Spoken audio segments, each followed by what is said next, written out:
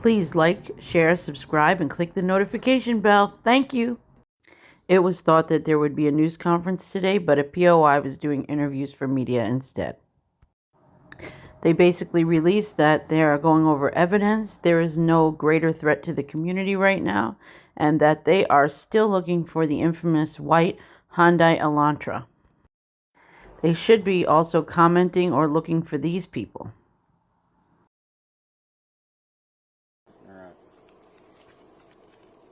Were you able to catch that? We'll slow it down and zoom it up.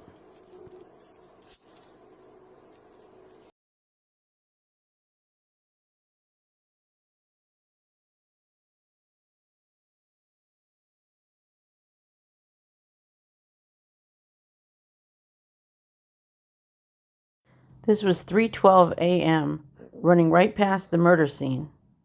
This is where the young men were standing with the police officers.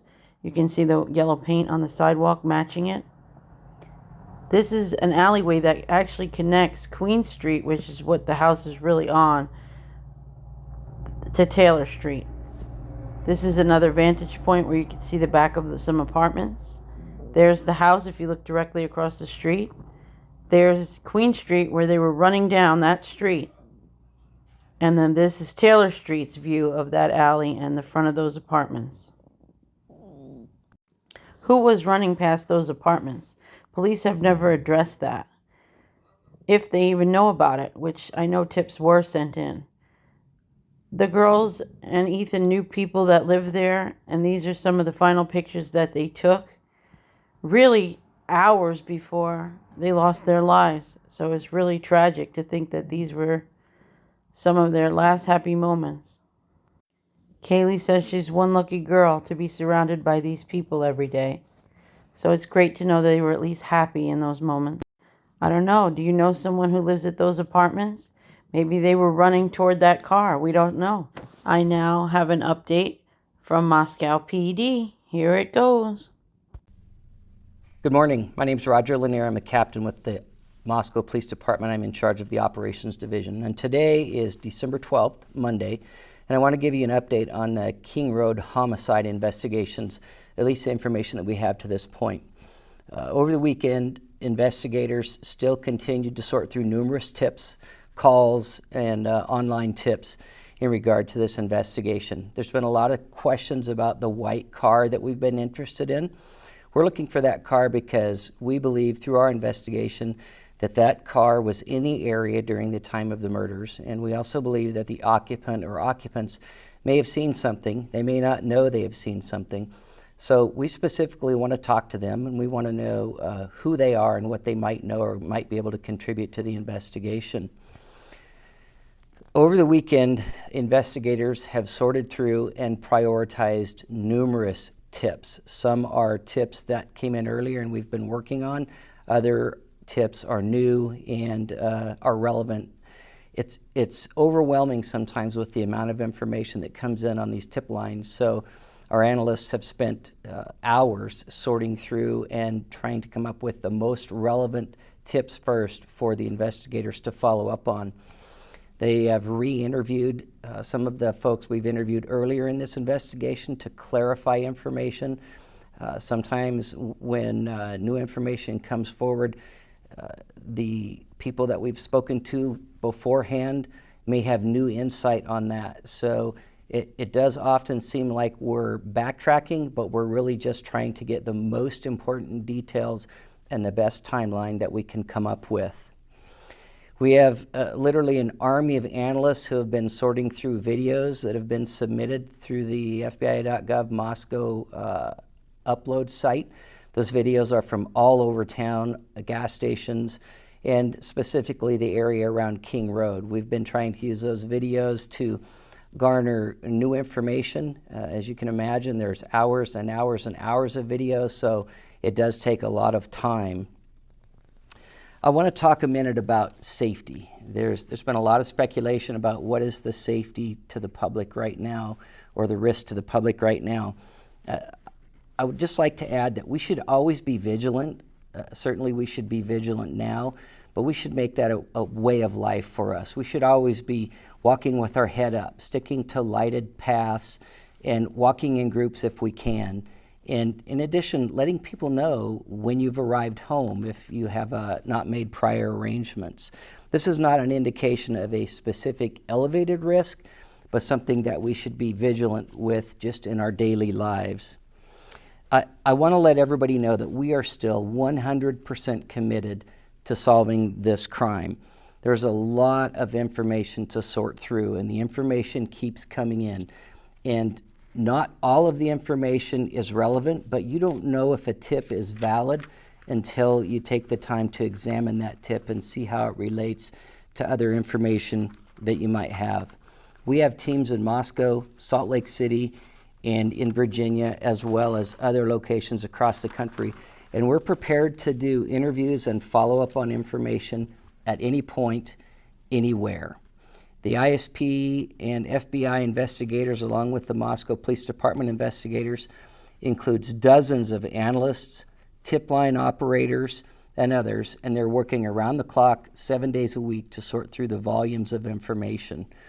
MPD has detectives, support personnel, and a communications team to try to keep everything together, but it is still a daunting task. The FBI, their investigators are ready at a moment's notice at any place in the country to go conduct an interview should the tips and leads take us there. And the Idaho State Police has, besides working on the investigation, had several uniformed troopers in the area to help with safety concerns around the city and on the University of Idaho campus. And just a quick reminder, please stick to official news releases for information. Tracking down rumors and quelling rumors about specific individuals or specific events that may or may not have happened is a huge distraction for investigators, and oftentimes is the result of social media propagation, and it is very, very frustrating to investigators and hard to stay on track. Finally, I just want to add that we do have a lot of information, and we are specifically keeping that information safe. We're not releasing specific details because we do not want to compromise this investigation.